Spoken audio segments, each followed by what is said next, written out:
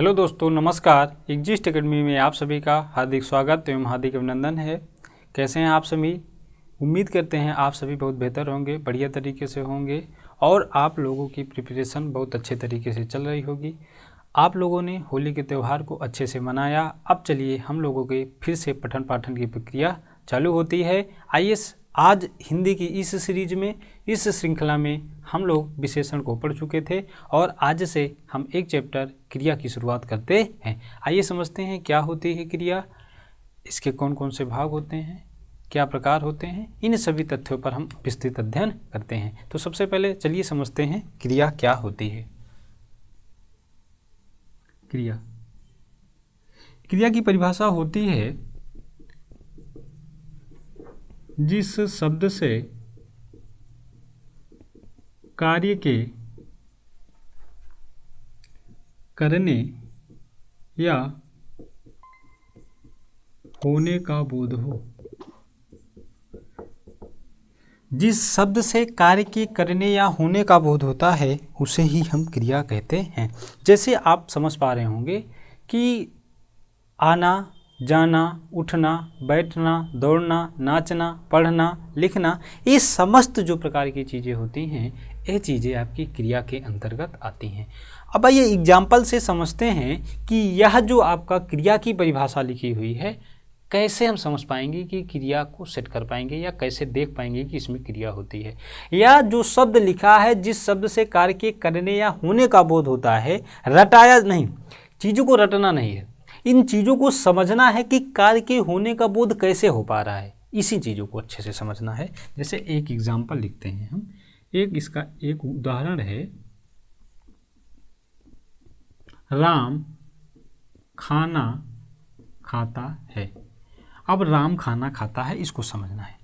तो जिस शब्द से कार्य के होने का, करने का या होने का बोध हो, इसका मतलब है कि राम खाना खा रहा है। इसका मतलब राम जो है, राम का यह कार्य है और राम के कार्य के होने का बोध हो रहा है कि राम खाना खा रहा है। इसी तरीके से दूसरा एग्जाम्पल, लड़के ने पुस्तक पढ़ी। लड़के ने पुस्तक पढ़ी, इसका मतलब है कि लड़के का काम है कि वह उसने पुस्तक पढ़ा। इसका मतलब है कि जिस शब्द से कार्य के करने का, मतलब लड़के का कार्य है कि पुस्तक पढ़ा, राम का कार्य हुआ कि खाना खाया। क्या बातें समझ पाए कि नहीं समझ पाए? यह बातें समझ में आई कि नहीं समझ में आई? मोहन कल घर जाएगा। इसका मतलब यह है कि मोहन का कार्य है कि वह कल घर जाएगा। तो यहाँ पर जाना आपकी क्या हो जाएगी? क्रिया हो जाएगी। हो जाएगी कि नहीं हो जाएगी? तो मोहन के काम का बोध हुआ कि वह कल घर जाएगा, लड़के के काम का बोध हुआ कि उसने पुस्तक पढ़ी, और राम के काम का बोध हुआ कि उसने खाना खाया। यही परिभाषा क्रिया की आपकी है। जिस शब्द से किसी कार्य के करने का बोध हो या होने का बोध हो उसे हम क्रिया कहते हैं। और इस समस्त एग्जाम्पल में कोई ना कोई व्यक्ति, कोई ना कोई लड़का, मोहन है, राम है, कुछ न कुछ काम कर रहा है और काम करने का बोध हो रहा है। इसलिए इस प्रकार की चीज़ों को हम क्या कहते हैं? क्रिया कहते हैं। बातें समझ में आई होंगी। आइए क्रिया समझ पाए हैं तो अब चलिए समझ लेते हैं धातु क्या होती है। आइए समझते हैं धातु क्या होती है।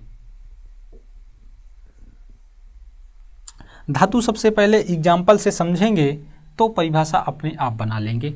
जैसे एक शब्द होता है आपका लिखना, एक शब्द होता है लिखना। ये लिख प्लस ना से मिलकर के बनता है और बन जाता है लिखना। लिखना। इसी तरीके से पढ़ प्लस ना से मिल जाता है क्या? पढ़ना। इसी तरीके से दौड़ प्लस ना से मिलकर के क्या बनता है? दौड़ना बनता है। दौड़ प्लस ना से मिलकर के क्या बनता है? दौड़ना बनता है।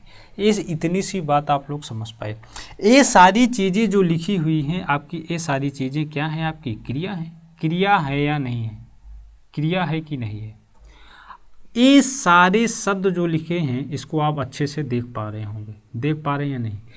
तो क्रिया से यदि ये ना को बाहर कर देते हैं, ये ना को बाहर कर दे, तो क्रिया से यदि ना को हमने बाहर कर दिया तो मूल शब्द आपका क्या बचा? लिख बचा, पढ़ बचा, दौड़ बचा। जैसे हमने एक बात और समझिए, हमने कहा लिख प्लस ना से बना लिखना, तो यदि इस लिखना से ना को हटा दे, इन तीनों ना को हटा दे, तो मूल शब्द क्या बच गया? लिख बच गया, पढ़ बच गया, दौड़ बच गया। और मेरे दोस्त यही मूल शब्द ही आपकी क्या हो जाएगी? धातु हो जाएगी। बातें समझ पाए कि नहीं? इसका मतलब है कि जिस शब्द से ना निकाल देते हैं, ना निकाल दें, और जो भी शब्द बचेगा आपका, वही शब्द आपकी क्या हो जाएगी? धातु हो जाएगी। तो जो शब्द बचा वही आपकी क्या हो जाएगी? वही आपकी धातु हो जाएगी। क्या आप लोग धातु को अच्छे तरीके से समझ पाए कि नहीं? किसी भी क्रिया से यदि ना शब्द निकाल देते हैं तो ना शब्द निकालने के बाद जो शब्द बच जाता है वही आपकी क्या होती है? धातु होती है। आप लोग समझ पाए होंगे और एग्जाम्पल भी अच्छे तरीके से समझ पाए होंगे। अब चलिए आगे चलते हैं। एक आपका होता है यौगिक धातु। ये इतनी सी बात आप लोग अच्छे से समझ पाए होंगे। दूसरी धातु चलते हैं। धातु के प्रकार। देखिए धातु के दो प्रकार होते हैं। धातु के दो प्रकार होते हैं। एक का नाम है मूल धातु, और दूसरे का नाम है यौगिक धातु। ये धातु के दो प्रकार होते हैं। यहाँ तक आप लोग चीज़ों को नोट करिए, उसके बाद हम लोग आगे चलते हैं। पहला आपका है मूल धातु। वे धातुएं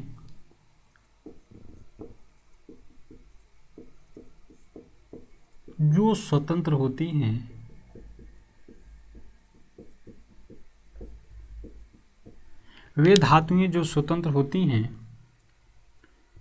और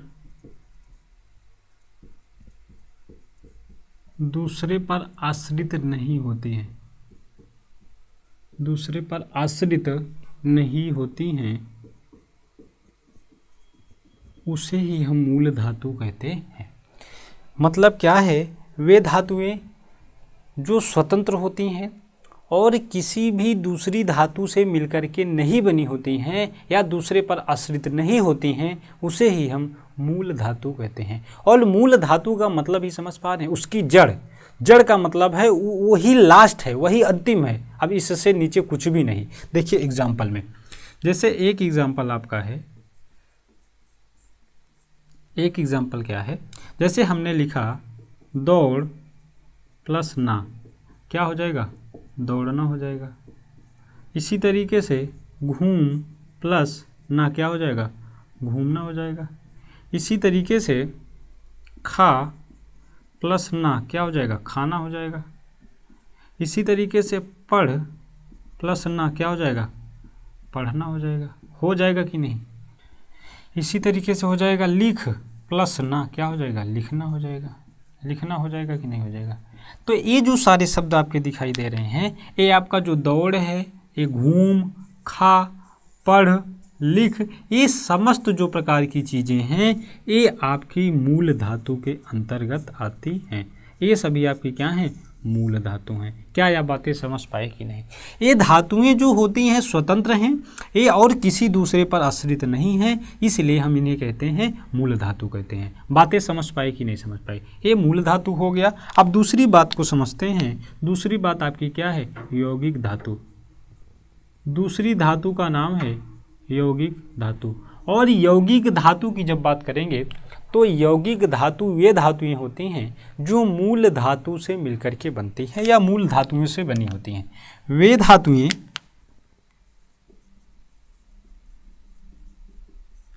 जो मूल धातु से बनी होती हैं, उसे ही हम कहते हैं यौगिक धातु। यौगिक धातु कैसे कहेंगे? देखिए जैसे हमने लिखा खा, अब खा प्लस ना यहाँ पर है क्या? मूल धातु है। यहीं पर हमने लिख दिया खिला प्लस ना, तो हमने लिख दिया क्या? खिलाना। अब बात को समझना है कि यहाँ पे खा जो धातु है ये आपकी मूल धातु के अंतर्गत आती है, लेकिन इस खा से क्या बन गया? खिला बन गया। इसका मतलब इस मूल धातु से क्या बन गया? यौगिक धातु बन गई। तो मूल धातु से जो कुछ भी बनेगा उसे हम क्या कहेंगे, यौगिक धातु कहेंगे। तो खा शब्द का प्रयोग यहाँ पे क्या किस लिए हुआ, मूल धातु में। यहाँ पे खा से क्या बन गया, खिला बन गया, तो कौन सी धातु, यौगिक धातु। क्या बातें समझ पाए कि नहीं। इसी तरीके से हमने लिखा पढ़ा और प्लस ना, क्या बन गया, पढ़ाना बन गया। बना कि नहीं बना भाई। अब यहाँ से पढ़ाना में पढ़ की बात करेंगे, ये पढ़ आपका क्या हो जाएगा, ये पढ़ आपका हो जाएगा मूल धातु हो जाएगा। अब इसी पढ़ से क्या बन गया, पढ़ा बन गया। इसका मतलब इस मूल धातु से क्या बन गया, यौगिक बन गया। और मूल धातु से जो कुछ भी बनता है या बनी धातु क्या होती है, यौगिक धातु होती है। इसलिए यहाँ पे पढ़ा प्लस ना क्या हो जाएगा, पढ़ाना हो जाएगा। क्या यहाँ तक यह बातें आप लोग समझ पाए कि नहीं। जैसे एक एग्जाम्पल है आपका, लिखा प्लस ना क्या हो जाएगा, लिखाना। लिखा प्लस ना का मतलब क्या हो जाएगा, लिखाना। अब बात को ध्यान रखिएगा, यहाँ पर लिख का मतलब, यहाँ पर अब इसका यही मूल धातु है, यही इसकी जड़ है। अब यहाँ से इससे नीचे कुछ भी नहीं होगा। तो ये जो लिख है ये आपका क्या हो जाएगा, मूल धातु के अंतर्गत आएगा। अब इसी से लिख से क्या बन गया, लिखा बन गया। इसका मतलब इस मूल धातु से क्या बन गया, यौगिक धातु बन गया। तो मूल धातु से यौगिक धातु का निर्माण हुआ। तो वे धातुएं जो मूल धातु से बनी होती हैं उन्हें ही हम क्या कहते हैं, यौगिक धातु कहते हैं। और यहाँ पे आपका क्या हो गया, लिखाना हो गया। क्या यहाँ तक बातें आप लोग अच्छे से कवर कर पाए। अब चलिए चलते हैं क्रिया के भेद। चलिए समझ लेते हैं क्रिया के भेद क्या क्या होते हैं। तो सबसे पहले यहाँ पे समझना है क्रिया के भेद। क्रिया के भेद, देखिए क्रिया के जो भेद होते हैं ये दो प्रकार से होते हैं। क्रिया के भेद दो प्रकार से होते हैं। एक होता है रचना या कर्म की दृष्टि से, एक होता है रचना या कर्म की दृष्टि से। रचना या कर्म के आधार पर दूसरा होता है वाक्य में प्रयोग की दृष्टि से। वाक्य में प्रयोग की दृष्टि से। बात आप लोग अच्छे से समझ पाए। क्रिया के दो भेद होते हैं या क्रिया दो तरीके से हो सकती है। एक तो आपका होता है रचना या कर्म के आधार पर क्रिया के भेद, दूसरा आपका होता है वाक्य में प्रयोग के दृष्टि से क्रिया के भेद। क्रिया के भेद हमने बताया दो तरीके से होता है। क्रिया के भेद दो तरीके से होता है, एक प्रयोग के आधार पर क्रिया के भेद और दूसरा रचना या कर्म के आधार पर क्रिया के भेद होते हैं। तो आइए सबसे पहले समझते हैं रचना या कर्म के आधार पर क्रिया के भेद दो होते हैं, एक सकर्मक होती है और दूसरा आकर्मक होता है। तो आइए सबसे पहले शुरुआत करते हैं। रचना या कर्म के आधार पर क्रिया के दो भेद होते हैं। रचना या कर्म के आधार पर क्रिया के दो भेद होते हैं। एक आपका होता है सकर्मक क्रिया और एक होती है आपकी अकर्मक क्रिया। तो सकर्मक का मतलब होता है कर्म के साथ, मतलब ऐसी क्रिया जो कर्म के साथ होती है या जिसमें कर्म उपस्थित होता है उसे ही हम सकर्मक क्रिया कहते हैं। और आकर्मक क्रिया का मतलब होता है ऐसी क्रिया जिसमें कर्म अनुपस्थित होता है या कर्म नहीं होता है। इस प्रकार की क्रिया को हम आकर्मक क्रिया कहते हैं। आई होप कि आप लोगों को यह इतनी सी बात समझ में आई होगी। आइए चलते हैं एक एक को अच्छे से पढ़ते हैं। सबसे पहले समझते हैं सकर्मक क्रिया।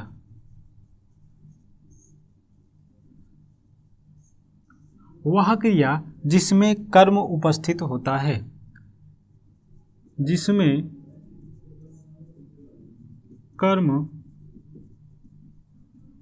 उपस्थित होता है, जिसमें उपस्थित होता है, जिसमें कर्म उपस्थित। देखिए सकर्मक का मतलब होता है, सा का मतलब कर्म, सा प्लस कर्म और ये आपकी क्रिया, मतलब ऐसी क्रिया जो कर्म के साथ हो, ऐसी क्रिया जो कर्म के साथ होती है उसे ही सकर्मक क्रिया कहते हैं। जैसे एक एग्जाम्पल के माध्यम से इसको और अच्छे तरीके से समझते हैं। एक आपका एग्जाम्पल क्या कहता है, एग्जाम्पल आपका कहता है राम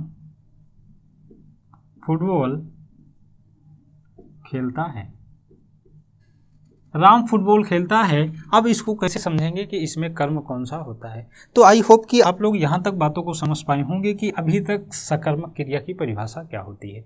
अब चलिए समझते हैं, ये राम आपका क्या हो जाएगा, ये राम तो आपके क्या हो जाएंगे, कर्ता होंगे या नहीं होंगे, भाई हो जाएंगे। ये खेलना आपकी क्या हो जाएगी, यह खेलना आपकी क्या हो जाएगी, क्रिया होगी या नहीं होगी, क्रिया होगी। तो यहाँ पे क्या बचा, फुटबॉल, और फुटबॉल क्या हो जाएगा, कर्म हो जाएगा। और जहां पर ही कर्म उपस्थित होता है उसे हम क्या बोलते हैं, सकर्मक क्रिया कहते हैं। बात को अब और अच्छे तरीके से समझना है। जब किसी भी वाक्य में क्रिया से हम क्या का प्रश्न करते हैं और क्रिया जब क्या के प्रश्न का उत्तर दे जाती है तो इस प्रकार की क्रिया को ही हम सकर्मक क्रिया कहते हैं, अर्थात उसमें कर्म होता है। जैसे समझिए, जैसे हमने कहा कि राम क्या खेलता है, तो हमने कहा कि क्या खेलता है, तो हमने क्रिया से क्या किया, क्वेश्चन किया क्या खेलता है, तो उस क्वेश्चन का आंसर आया कि वह राम क्या खेल रहा है, फुटबॉल खेल रहा है। तो इस क्या का आंसर मिला या नहीं मिला, और क्या का आंसर मिला, इसका मतलब उस वाक्य में कर्म उपस्थित है, और कर्म उपस्थित होगा तो क्रिया कैसी होगी, सकर्मक क्रिया होगी। मेरे दोस्त आप लोग बताइए कि क्या इतनी सी बात आप लोग अच्छे से समझ पाए कि नहीं, क्या इतनी सी अच्छी बात को आप लोग समझ पाए कि नहीं, समझ पाए होंगे। आइए दूसरा एग्जाम्पल की ओर चलते हैं। दूसरा एग्जाम्पल आपका क्या है, दूसरा एग्जाम्पल है सोना गीत गाती है, सोना गीत गाती है।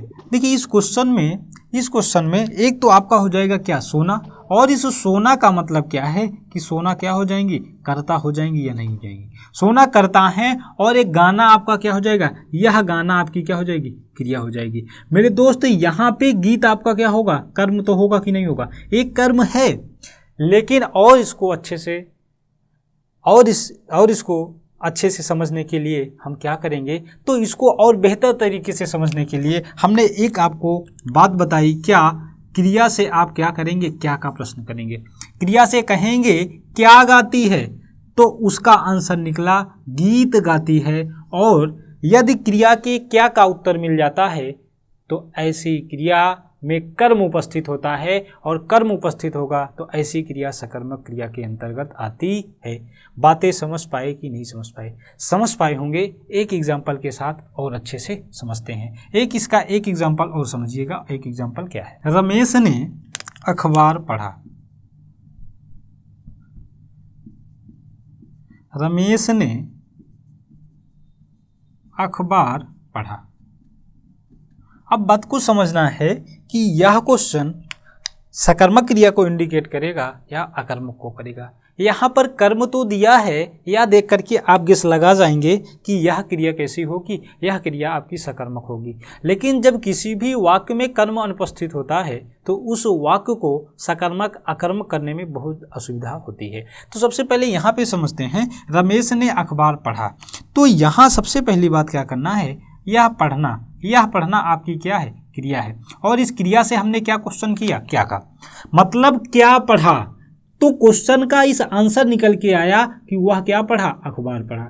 इसका मतलब है कि क्रिया के क्या का उत्तर मिल गया और इसमें कर्म उपस्थित है, और इस प्रकार की क्रिया को हमने क्या नाम दिया, सकर्मक क्रिया नाम दिया। बातें समझ पाए कि नहीं समझ पाए। आइए अब दूसरी बात को समझते हैं। दूसरी बात आपकी क्या है, एक एग्जाम्पल और इधर समझते हैं। लड़का आम खा रहा है।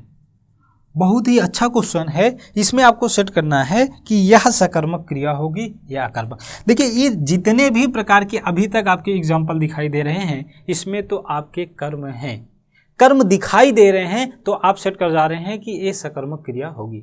लेकिन अभी आगे यह क्वेश्चन जब थोड़ा सा और डीप लेवल पे चलेगा तो वो क्वेश्चन में कर्म नहीं दिया होगा, लेकिन वह भी क्रिया सकर्मक होगी। तो इसीलिए आपको एकदम कॉन्सेप्चुअल चीज़ें बताया जा रहा है। लड़का आम खा रहा है, तो आम खा रहा है, इसका मतलब यह खा रहा है। तो यहाँ पे आप क्वेश्चन करिए कि क्या खा रहा है, तो इस क्या का आंसर निकल करके आ रहा है कि वह लड़का क्या खा रहा है, आम खा रहा है। तो इस प्रकार की क्रिया क्या हो जाएगी, सकर्मक क्रिया हो जाएगी। सकर्मक क्रिया के अंतर्गत यह जो पहले टाइप के क्वेश्चन बनने की पॉसिबिलिटी है, यह पहले टाइप का क्वेश्चन आपका इसी बेस्ड पर होगा। बातें समझ पाई कि नहीं। आप इसको चाहे टाइप 1 बना के समझ लीजिएगा या आप किसी भी तरीके से इसको समझ लीजिएगा। इस तरीके का क्वेश्चन आपके एग्जामों में पूछे जा सकते हैं। सकर्मक क्रिया के पहचानने की पहली ट्रिक या पहले टाइप को आप कैसे भी समझ लें, आप इसको समझ लें। बातें समझ पाए कि नहीं। अब चलिए दूसरे नियम या दूसरे टाइप की ओर चलते हैं। दूसरा टाइप क्या कहता है कि जिसमें कर्म अनुपस्थित रहेगा फिर भी वह क्रिया सकर्मक होगी। उन चीज़ों को समझते हैं कि वह चीज़ें क्या होती हैं। आइए नियम 2 करके यहाँ पे डाल दे रहे हैं। देखिए नियम 2 क्या कहता है। नियम 2 कहता है, जैसे एक एग्जाम्पल के माध्यम से समझते हैं। हमने कहा एक एग्जाम्पल, लड़का पढ़ता है। लड़का पढ़ता है। अब इस क्वेश्चन को आपको बताना है कि यह सकर्मक होगा या अकर्मक होगा। लेकिन इसके पहले आपको समझना है यह लड़का आपका क्या हो जाएगा, कर्ता हो जाएगा कि नहीं। मेरे भाई यह कर्ता होगा, कोई दिक्कत नहीं है। या पढ़ता या पढ़ना आपकी क्या हो जाएगी, क्रिया हो जाएगी। और दोस्त आप बता दीजिएगा कि क्रिया कैसी होगी, सकर्मक या अकर्मक। 80% लोग इस प्रकार के क्वेश्चन को अकर्मक क्रिया लगा के चले जाएंगे, लेकिन यह क्रिया अकर्मक नहीं होती है, यह क्रिया सकर्मक होती है। पहला कॉन्सेप्ट आप लोगों को क्या बताए इसके पहले वाले नियम में कि आप क्रिया से क्या का क्वेश्चन करिए और उस क्या का यदि आंसर मिल जाएगा तो समझ लीजिएगा क्रिया कैसी होगी, सकर्मक होगी। और यही आप यहाँ पे ध्यान रखिएगा, ये है आपकी क्रिया, पढ़ना आपकी क्रिया है। और इस क्रिया से हमने क्या क्वेश्चन किया, क्या हमने कहा, क्या पढ़ना। इसका मतलब ये लड़का पढ़ रहा है, और पढ़ रहा है इसका मतलब कुछ ना कुछ पढ़ेगा, किताब पढ़ेगा, रामायण पढ़ेगा आदि चीज़ें, कोई ग्रंथ पढ़े, कुछ भी पढ़ेगा, इंग्लिश की बुक पढ़ेगा, मैथ पढ़ेगा, कुछ भी पढ़ेगा मेरे भाई, लेकिन क्या करेगा, पढ़ेगा। अर्थात यहाँ पे कर्म छिपा हुआ है। क्या है, कर्म छिपा हुआ है। और इस प्रकार की क्रिया भी क्या कही जाएगी, सकर्मक क्रिया के अंतर्गत आती है। ये भी आपकी सकर्मक क्रिया के अंतर्गत आती है। क्या यह बातें समझ पाए कि नहीं।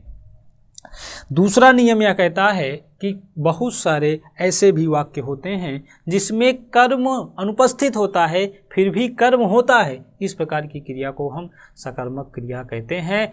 एक मेरा कॉन्सेप्ट आप हमेशा याद रखिएगा, अगर सकर्मक क्रिया पूछे तो आप क्रिया से क्या का उत्तर करिए, क्या का प्रश्न करिए और क्या का यदि आंसर मिल जाएगा, इस प्रकार की क्रिया को हम सकर्मक क्रिया कहते हैं। यही रामबाण दवाई है, ध्यान रखिएगा। चलिए दूसरा एग्जाम्पल समझते हैं। इसी में दूसरा एग्जाम्पल क्या कहता है, राम खाता है। राम खाता है, इसका मतलब यहाँ पे कर्ता होगा कि नहीं होगा। तो ये राम खाता है तो राम जी यहाँ पे हो जाएंगे कर्ता, और खाता का मतलब हो जाएगा एक कोई खाता, बैंक वाला खाता नहीं है भाई, बैंक वाला खाता नहीं है। यहाँ पे समझना एक खाता जो है ये आपकी क्या हो जाएगी, क्रिया हो जाएगी। अब इसी क्रिया से क्वेश्चन करिए क्या खाता है, तो राम भाई कुछ भी तो खाएगा, फर्जी तो मुंह डुलाएगा नहीं, कुछ तो खाएगा ना। फल खाएगा, सेब खाएगा, मोमोज खाएगा, चावल खाएगा या खाना खाएगा, कुछ भी तो खाएगा ना। इसका मतलब है कि यहाँ पे कर्म छिपा हुआ है। और इस प्रकार की क्रिया किसके अंतर्गत आती है, सकर्मक क्रिया के अंतर्गत आती है। शायद यह दूसरा कॉन्सेप्ट सकर्मक क्रिया का भी समझ पाए होंगे। समझ पाए कि नहीं, न समझ पाए हों तो इसी के साथ एक एग्जाम्पल और समझाते हैं। एग्जाम्पल क्या है, लड़की गाती है। लड़की गाती है। देखिए यह जो लड़की है, यह लड़की तो आपकी क्या हो गया, कर्ता हो गया। और एक गाती है मतलब गाना एक प्रकार की क्या हो गई, ये मेरे दोस्त क्रिया हुई कि नहीं, एक क्रिया हो गई कि नहीं हो गई।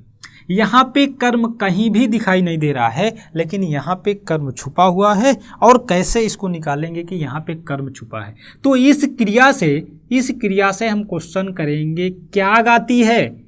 इसका मतलब है कि लड़की कुछ न कुछ गुनगुना रही है, गाना गा रही है, भजन गा रही है, कीर्तन कर रही है, सॉन्ग गा रही है, कुछ भी। मतलब कहने का यह है मेरे दोस्त कि लड़की खाली नहीं बैठी है, कुछ न कुछ गुनगुना रही है, गा रही है। इसका मतलब इस क्या का आंसर मिला कि कुछ न कुछ क्या कर रही है, गा रही है। तो जब क्या का आंसर मिल गया तो क्या का आंसर मिला, तो ऐसी क्रिया भी सकर्मक क्रिया के अंतर्गत आती है। मेरे दोस्त आप सकर्मक क्रिया के दूसरे कॉन्सेप्ट को बहुत बेहतर तरीके से समझ पाए होंगे। अगर यह बातें आप लोगों को अच्छी लगी हो तो मेरे दोस्त चैनल को एक बार लाइक करें, शेयर करें और सब्सक्राइब करें, और जो बातें न समझ में आई हो कमेंट सेक्शन में ज़रूर बताएं। इतनी सी बात समझ में आई होगी तो चलिए अब सकर्मक क्रिया के नेक्स्ट कॉन्सेप्ट को समझते हैं। नेक्स्ट कॉन्सेप्ट क्या होता है आइए समझते हैं। नियम नंबर 3, यहाँ पे समझ लीजिएगा नियम 3। नियम 3 क्या होता है? नियम 3 कहता है, जैसे एक एग्जाम्पल के माध्यम से समझते हैं। जैसे एक एग्जाम्पल है, गाड़ी चलती है, गाड़ी चलती है। एक एग्जाम्पल आपका है गाड़ी चलती है। तो मेरे भाई एक गाड़ी आपकी क्या हो जाएगी? एक गाड़ी आपकी क्या होगी? एक गाड़ी आपकी क्या हो जाएगी? कर्म हो जाएगी। और ये चलना आपकी क्या हो जाएगी? क्रिया हो जाएगी। लेकिन बहुत सारे मेरे दोस्त इस गाड़ी को समझ लेते हैं कर्ता। गाड़ी को क्या समझ लेते हैं? कर्ता। तो यहाँ पे गाड़ी कर्ता ना होकर के क्या इंडिकेट करेगा? कर्म इंडिकेट करेगा, क्योंकि इस गाड़ी को चलाने वाला कोई एक व्यक्ति होगा कि नहीं होगा? वो कर्ता होगा। इसलिए यह गाड़ी आपकी कर्म हो जाएगी और चलती है, चलना आपकी क्या हो जाएगी? क्रिया हो जाएगी। क्या इस बात को आप लोग अच्छे तरीके से समझ पाए कि नहीं? मैं एक नियम नंबर 3 में आपको यह समझाना चाह रहा हूँ कि जैसे गाड़ी होगी, साइकिल होगी, मोटरसाइकिल होगी, या आप समझ लीजिए कोई मशीन होगी। अगर हमने यहाँ पे कहा मशीन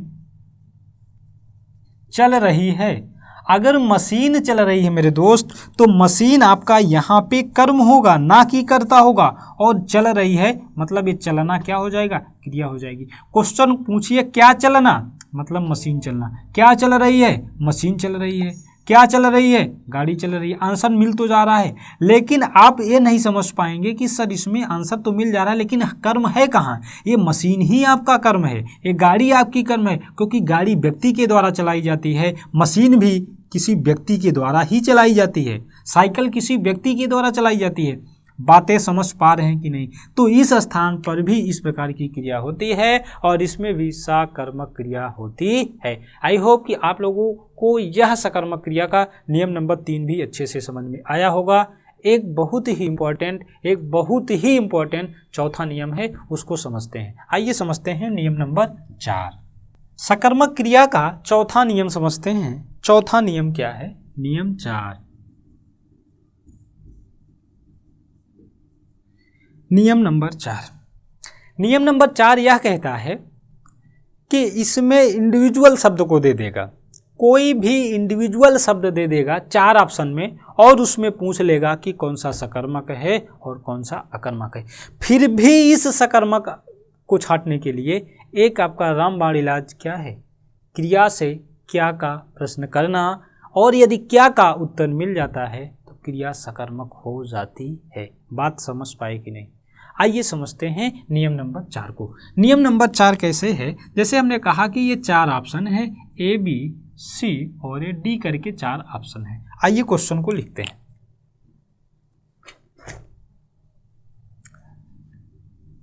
टहलना, बैठना, पढ़ना, और ये आपका लास्ट में लिखा है घूमना। अब इसमें बताना है आपको में सकर्मक क्रिया होगी। क्वेश्चन में मेरे दोस्त इस प्रकार के क्वेश्चन बहुत ज़्यादा एग्जामों में देखने को मिलते हैं। बातें समझ पा रहे हैं या नहीं? तो इस क्वेश्चन को लगाइए। कह रहा है 4 ऑप्शन दिया, ऐसे एग्जाम में दे देगा, यही 4 ऑप्शन ऐसे ही दे देगा और बताएगा कि निम्न में से किसमें सकर्मक क्रिया होगी, और इसी को आप लोगों को छांटना पड़ेगा। तो आइए समझते हैं। हमने एक बात सबसे अच्छा बताया था, सबसे अच्छी बात क्या बताई थी कि यहाँ पे क्रिया से हम क्या कहेंगे? क्या कहेंगे? मतलब क्रिया से क्वेश्चन करेंगे क्या, और यदि क्या का उत्तर मिलेगा तो सकर्मक। इसका मतलब क्या टहलना? एक बात बताओ, क्या टहलना? देखो थोड़ा सा पढ़ने में अटपटा लग रहा है कि नहीं? क्या टहलना, इसका कोई कॉन्सेप्ट है? क्या टहलना यार, इसका कोई मतलब निकल पा रहा है? नहीं निकल पा रहा है, इसलिए यह ऑप्शन एलिमिनेट, गलत। क्या बैठना? क्या बैठना? अब यार क्या बैठना, ये भी तो अजीब लग रहा है, सेट नहीं हो पा रहा है। ऐसे समझिएगा, सेट नहीं हो पा रहा है। क्या बैठना एक अजीब लग रहा है। क्या बैठना नहीं, इसका मतलब ये भी आपका आंसर गलत। इसी तरीके से हमने कहा कि घूमना, चौथा ऑप्शन है घूमना। इसका मतलब यार क्वेश्चन कहेंगे क्या घूमना, ये थोड़ा सा यार अजीब लग रहा है, ये भी ऑप्शन गलत हो जाएगा। आइए तीसरा ऑप्शन इसका सही होगा, और इसका आंसर सही तीसरा कैसे होगा इसको समझते हैं। हमने कहा पढ़ना, और क्वेश्चन इस क्रिया से आप करिए कि क्या पढ़ना। इसका मतलब है कि लड़का कुछ ना कुछ पढ़ेगा, किताब पढ़ेगा, मैथ पढ़ेगा, फिजिक्स पढ़ेगा, कुछ भी, लेकिन पढ़ तो रहा है। इसका मतलब है क्या पढ़ना, कुछ पढ़ रहा होगा जरूर, इसलिए यह क्रिया सकर्मक क्रिया के अंतर्गत आती है। शायद बातें आप लोग अच्छे से समझ पाए होंगे। आइए दूसरा क्वेश्चन है एक। दूसरा क्वेश्चन क्या है, नियम नंबर 4 में दूसरा क्वेश्चन। नियम नंबर 4 का क्वेश्चन इसी तरीके से पूछे जाते हैं। ये 4 ऑप्शन आपको दिया गया है, देखना, गाना, सोना और खाना। अब इसमें आपको देखना है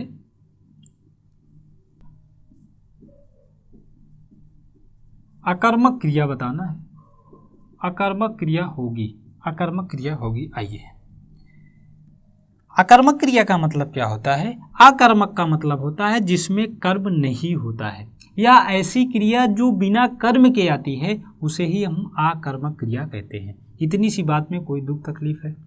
इतनी सी बात में कोई दुख तकलीफ नहीं होगी। अब क्वेश्चन करिए क्या से, क्वेश्चन सब में करिए क्या से, क्या कुछ उत्तर मिल पा रहा है? अगर कुछ उत्तर मिला तो सकर्मक, और नहीं मिला तो अकर्मक। कह रहा है क्वेश्चन क्या देखना, इसका मतलब है कि लड़का कुछ तो देख रहा है, मूवी देख रहा है, मोबाइल देख रहा है, कोई दुर्घटना हो गई है देख रहा है, कुछ भी तो देख रहा है कि नहीं, तभी तो। इसका मतलब क्या देखना, लड़का कुछ देख रहा है, और इसका आंसर मिला तो क्रिया कैसी होगी? सकर्मक क्रिया होगी। ये आप यहाँ से ये मत समझिएगा कि ये लिखा है अकर्मक क्रिया, ये अकर्मक क्रिया नहीं होगी, इसका मतलब ये नहीं है। इसका मतलब है कि इन सभी चारों वाक्यों में, चारों शब्दों में, ऑप्शन में, इनमें आपको अकर्मक क्रिया छांटना है, ठीक। तो दूसरा है क्या गाना। देखिए गाना का मतलब है कि जब क्रिया से क्या का क्वेश्चन करेंगे तो क्या गाना, इसका मतलब लड़का होगा, लड़की होगी, कुछ तो गाएगा ना। इसी तरीके से कह रहा है खाना। खाना का यदि इस क्रिया का क्या से क्वेश्चन करेंगे तो क्या करेंगे, इसका मतलब यार लड़का होगा, लड़की होगी, आदमी होगा, व्यक्ति कुछ भी तो खाएगा, तभी तो उसको कहेंगे कि खा रहा है। बातें समझ पाई कि नहीं? अब कह रहा है क्या सोना। अब क्या सोना कोई आंसर सही दे पा रहा है? क्या सोना ये थोड़ा सा अजीब लग रहा है, इसलिए इसका आंसर क्या हो जाएगा? सी हो जाएगा। हम आपको नियम नंबर 4 के 2 तरीके के क्वेश्चन रखे, एक में अकर्मक और एक में सकर्मक। बातें समझ पाए कि नहीं? यहाँ पे शायद आप लोग 3 चीज़ों को, यहाँ पे 3 ऑप्शन को आप अच्छे से समझ पाए होंगे कि सकर्मक कैसे लगेगा, और यहाँ पे 3 अच्छे को आप समझ पाए होंगे, अच्छे से समझ पाए होंगे कि यह जो 3 प्रकार के क्वेश्चन है, ऑप्शन है, ये अकर्मक कैसे होगा। तो टहलना को आंसर नहीं मिलेगा, बैठने का कोई आंसर नहीं, घूमने का कोई आंसर नहीं, कैसी क्रिया? अकर्मक। और यहाँ पे देखिए सोना क्या है, सोना क्या सोना, इसका आंसर नहीं मिल पा रहा है, ये अकर्मक क्रिया हो जाएगी। क्या देखना, कुछ तो देखेगा, क्या गाना, कुछ तो गाएगा, क्या खाना, कुछ तो खाएगा, खाली थोड़ी बैठेगा। तो यह प्रकार की जो क्रिया होती है ये सकर्मक क्रिया के अंतर्गत आती है। आइए 1-2 एग्जाम्पल। अगला आपका जो टाइप है अकर्मक क्रिया, अकर्मक क्रिया के बारे में 2-3 बातों को समझ लीजिएगा, आपका सकर्मक अकर्मक खत्म हो जाएगा। मेरे भाई क्वेश्चन पूछे जाते हैं, हर एग्जामों में लगभग 1 से 2 क्वेश्चन पूछे जा सकते हैं। कोई ऐसा नहीं है कि सरल टॉपिक है, सरल नहीं है, लेकिन इसको इतना सरल कर दिया गया है कि शायद आपको किसी भी प्रकार की सकारात्मक और अकर्मक में कोई दिक्कत नहीं आनी चाहिए। आइए एक बात को समझ लेते हैं। यहाँ पे अकर्मक क्रिया, अकर्मक क्रिया जिसमें कर्म अनुपस्थित होता है, जिसमें कर्म अनुपस्थित हो, उसे ही हम क्या कहते हैं? उसे ही हम कहते हैं अकर्मक क्रिया। जैसे हमने कहा, एक एग्जाम्पल है, राम घूमता है। अब देखिए यहाँ पे क्या के कॉन्सेप्ट को लगाइए, यह आपकी क्रिया है और क्रिया से क्वेश्चन करिए क्या, क्या घूमना, ये थोड़ा सा अटपटा लग रहा है और इस क्रिया का आंसर भी नहीं मिल पा रहा है, इसका मतलब क्या हो जाएगा? यह क्रिया आपकी क्या हो जाएगी? अकर्मक क्रिया। दूसरे एग्जाम्पल की ओर चलते हैं। दूसरा एग्जाम्पल इसी से बना लीजिए, इसी से बनाइए। जैसे हमने कहा कुत्ता टहलता है। अब कुत्ता टहलता है तो यहाँ पे ये टहलना आपकी क्रिया है और क्रिया से क्या का क्वेश्चन करिए, तो क्रिया का करिए क्या, क्या टहलता है, क्या टहलना, ये अजीब लग रहा है, इस प्रकार की क्रिया क्या हो जाएगी, आकर्मक क्रिया हो जाएगी। मेरे दोस्त, मेरे भाई, शायद आप लोग सकर्मक और आकर्मक को बहुत बेहतर और बहुत बढ़िया तरीके से समझ पाए होंगे। यह क्लास आप लोगों की यूपीपी या अन्य वनडे एग्जामों के लिए सहायक होगी। आप यहाँ से रेगुलर हिंदी की क्लास को आप अच्छे से करते रहें। जो बातें आप लोगों को समझ में ना आए आप कमेंट सेक्शन में ज़रूर बताएं। और हाँ, चैनल को लाइक करें, शेयर करें और सब्सक्राइब करें। ओके, थैंक यू, जय हिंद।